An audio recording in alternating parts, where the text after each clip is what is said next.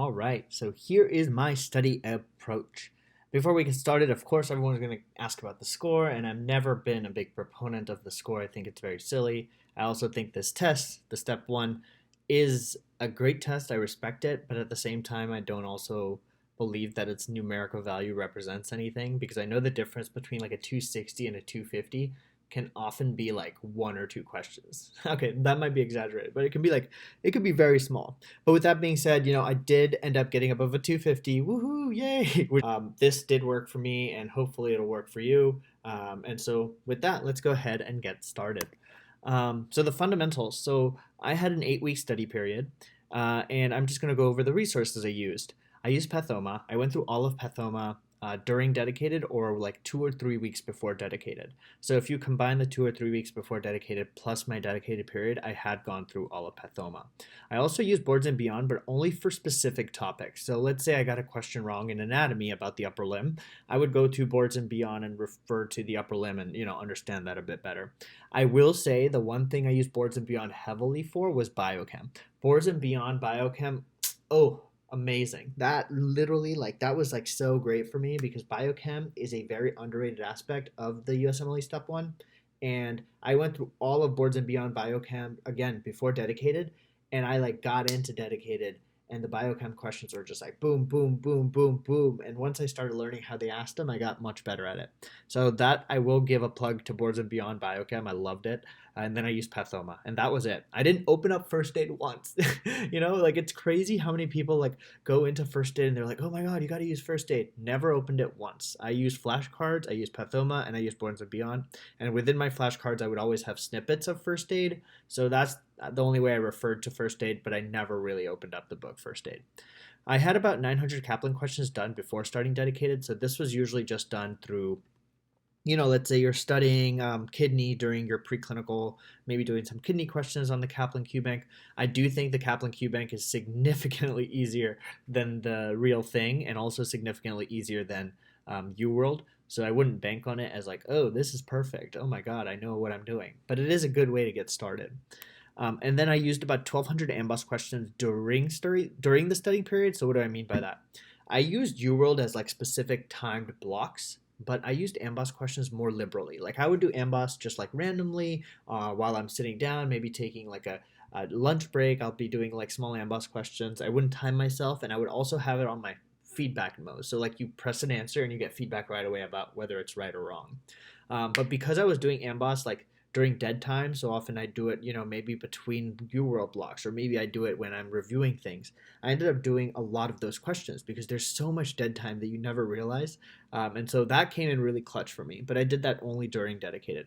And then I finished all of UWorld, which was 2,800 questions, and I only did one pass of it because I didn't feel a need to do another pass because with every UWorld question I got wrong, I made flashcards about why I got the question wrong. And then, of course, you got to hammer home your tests. You got to hammer home the endurance. So for that, you have practice tests. UWorld has 2 practice tests, which they call Form 1 and Form 2, both of which I found to be very indicative of your real score. I ended up scoring higher than any of my practice tests on the real thing. But the point being, UWorld Form 1 and Form 2 are 4 sections each, and they're very indicative, I think, of the real thing. The MBMEs are also online. I did all of them. I found them to be not as indicative. I found them to be a bit more random, like the standard deviation was off a bit. But with that being said, my scores did get up like very significantly as you do more and more MBMEs. So they do have some level of accuracy, but I felt the real thing was much more like UWorld, just personally speaking. Um, and I did over 100,000 Anki cards during dedicated because every day I would do Anki cards. I had an Anki routine. I'll share my tips in future videos, but I actually got it down to a science where I'd spend about 2 hours a day, or 2 to 3 hours almost. Especially near the end of dedicated, I was spending much more time on flashcards as opposed to questions because I had already done so many questions, and I was like, let me just digest all of this knowledge now. And that's why I did a bunch of flashcards, I'd say, in my last like 3 days. So those were my building blocks. This is what I used to approach studying during my dedicated period. And now let me tell you about my actual dedicated period and how I went about scheduling it. So I made my foundation first. And this foundation is usually built within the first 2 years when you're doing your preclinical already. So I don't want you to think like you have to do anything differently. If you paid attention during your preclinical, you probably have a pretty good foundation. However, If you're like me, you also know that you have gaps in your foundation. So before I started dedicated, I knew biochem and MSK were huge gaps for me. Like I was like, I don't even know what the hell biochem is about. Like what is RNA polymerase? What is glycogen? What is like fat synthesis? So I knew that I could not spend dedicated time reviewing that because I was just so blank on it. I needed to spend time outside and before dedicated, making sure I had that down. So when dedicated came around, I could actually spend more time on actually fine tuning things. Dedicated is not a time for you to be learning anything for the first time. Dedicated is a time for you to be fine tuning and being like, oh, I knew this fact, but I didn't know it could be asked in this way. But with that being said, I do want to make sure you understand that I don't expect anyone, and I don't think the world does, to go into dedicated knowing everything. Like as I told you, I went through Pathoma again during dedicated, and I had it sprinkled throughout my studying. And even though I may have gone through all of, I don't know, reproductive before, of course I didn't know every disease. So that's the whole point of going through it a second time. But the point was, the second time I went through it, I wasn't really even questioning, like, oh, of course the prostate is in the urinary tract. At that point, I was just focusing on, like, oh, okay, BPH does this. It's a cause of post-renal azotemia potentially. It can lead to post-renal obstruction. So those things. I already knew those fundamentals, but then I was able to kind of just fill in the gaps. So I could watch Pathoma in 2x speed and still get the facts in, as opposed to the first time around, you may need to watch a bit more slowly. Okay, so with that being said, I told you I spent 2 weeks before, reviewing those 2 week things I had. And then the scheduling tips that I would give you when you're making a schedule, and you'll see my schedule on the next page and we'll go over it. But these three tips are absolutely essential that I found to be very, very helpful for me. The first tip was I was never, ever able to do more than 2 UWOR blocks a day. I don't know how people are able to do more than two. I really respect that they can. But for me, like doing 2 UWOR blocks and then finding the time to review them was so hard. Because, first of all, the blocks themselves take 2 hours, right? And then you have to review them. Reviewing a block for me often took, when I started, almost 3 hours. Like my first week, I was spending almost 3 hours reviewing one UWOR block because I was like, I don't know any of this. And I was doing them all at random, right? All the random questions at once. But as I got better and better at it, I narrowed it down to maybe 90 minutes, 1 hour, no, 90 minutes to 2 hours. So if you're doing 2 UR blocks, that's 2 hours. And let's say it takes you 2 hours to review each of them. That's 4 hours total to review. So that's 6 hours right there. And then I told you I was doing Anki for about 2 to 3 hours a day. So that's 9 hours. So I'm already hitting 9 hours. And that leaves me maybe only about 3 hours left if you're doing a 12-hour study day for content review, right? And a 12-hour study day is long. So point being, if you're trying to do 3 euro blocks a day, that's really tough. I really, really am impressed with people who do that. I personally was not able to, so just wanted to share that with you. The other thing was, when you're making your study schedule for the USMLE, prepare for the unprepared. So put in time for things that you may not think will happen, but will probably happen. So what do I mean by that?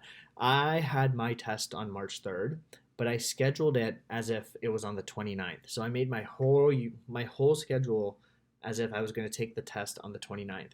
That gave me like 4 extra days. So that way, let's say, I don't know, during my study period, I lose my driver's license, which did happen, and I have to go in and get a replacement, which also did happen. Then I don't feel too crazy about, okay, yeah, sure, I lose time, but I've scheduled in 4 extra days, and this is what they're for. But the other thing was, always give yourself one day off a week. So build in a lot of flexibility into your schedule, because if that flexibility is not there and you hold yourself to a very high standard, the problem is you're going to put so much pressure on yourself that you won't even allow yourself to relax to the point that you function. Like you need at least 1 week a day where you can catch up on things that you were hoping to do, either studying wise or non studying wise. You need a week a day to, I don't know, just get out there. I was refereeing basketball games.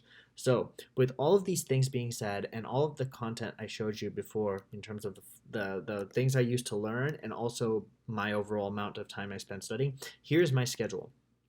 This is a very, very small, brief, simple schedule because I am not an organized person. Believe it or not, everyone thinks like doctors are type A personality. I am not. I'm horrible at planning. I'm horrible at like sticking to a schedule. So I was like, I'll make this, but I'm pretty sure I won't stick to it. And I actually didn't. So if you'll notice on the left, I broke the day up into like 4 hour increments, which I got from one of my upperclassmen. But notice how it starts at 7. I was not able to wake up at 7 after the first 3 days. So I kind of like changed it. I was waking up at 9 and sleeping at like 3. So you'll see how the timing is completely off. And so let's just get into the bare bones of this schedule. So even though these times aren't accurate, the overall gist of the schedule is. Notice how I always gave myself one day off, and that day was usually Sunday, and that day was my Anki catch-up day. So it wasn't even a day off, it was just my day to catch up on Anki, because as I mentioned to you, I was always doing Anki every day, and sometimes I would be doing so much UWorld that I wouldn't have time to finish all of my Anki. So I left my one day a week to catch up on that, and that was actually more than enough to do stuff, which is great. Then also notice that every Saturday of every week I took an exam. So I took UWorld Form 1, and then I took an MBME, I took an MBME, I took an MBME, I took UWorld Form 2, MBME, MBME, MBME. And also notice how my date, even though it was in March, this schedule ended in February. So I gave myself 3 days of like, okay, let's say something does go wrong and hits the fan. I have 3 days that, even if I, get behind on UWorld, I have 3 days to catch up. If I forget to do an MBME, I have an extra day to potentially do that. If I get really behind on Anki, I have 3 days at the very end where I can cram everything together. And so that actually really helped me. And this rightmost column here, that shows you the total number of UWorld blocks that are included in the week leading before it. So notice that this says 10, this says 7, this says 8, this says 10. So I did about like at most 10 UWorld blocks a week, which makes sense because I told you I can't do more than 2 a day. And one of my days in the week was in an MBME, and the other one was spent catching up on Anki. So I only really had 5 functional days for UWorld, so I could never do more than 10 UWorld blocks. But you'll see that I still ended up doing about 69 to 70 UWorld blocks, which was more than enough to cover the 2,800 questions that are found in UWorld. So I was still able to do everything, and I planned it such that I could, because the first thing you should always do is find out the number of questions in UWorld, divide by 40, find out how many blocks there are, and spread those blocks across your study period so you can make sure you finish all of them. And so, I kind of went through my thing, and you'll see my last week was, heavily scheduled around just doing UWorld. I didn't do any content review. And you also see that I kind of reviewed some parts of Pathoma mostly and Farm. But you'll see that there's also a lot on here that I didn't show you because I was mostly doing self-guided learning.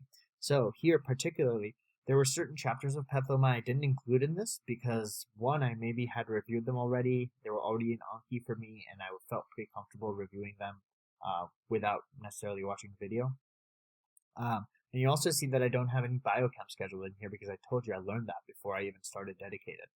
I also don't have any sketchy farm or micro in here because, again, those were things that I had integrated into my mind because I was doing Anki pretty hardcore before then, so I didn't need to spend much time doing those. You'll also see that I don't have explicitly mentioned, but every day I was doing Anki for about 3 hours in the morning.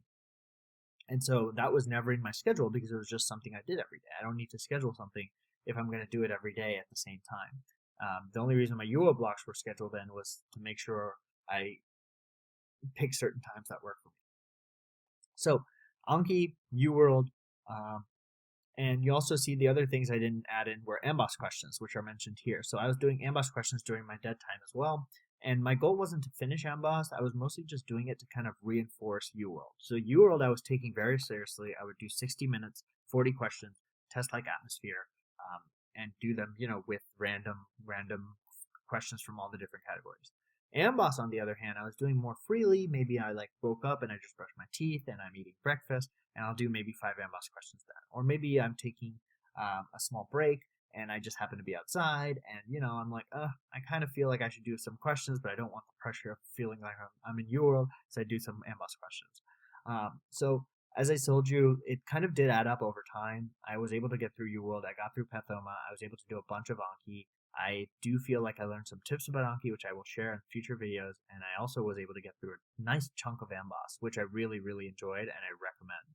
So this was my schedule. I highly recommend you guys do something. I think the big takeaways from this video are 3. 1, make sure you schedule something that is ahead of your actual test date. So make sure you're ending your schedule dedicated maybe 3 or 4 days before so you anticipate anything wrong that could come up. 2, give yourself at least 1 day off a week. And 3, try to get through UWorld. UWorld is definitely the most high yield resource, and the best way to make sure you get through it is to find out the number of questions that are in it and divide it by 40. Find out how many blocks you need to do, and then divide it across, however much time you've allocated for yourself.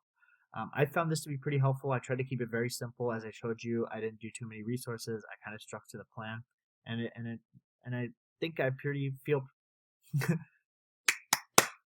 And I think I feel pretty happy with the results. So yeah, I hope you guys enjoyed this video. Please let me know if you have any questions in the comments below, and I'll see you in the next one.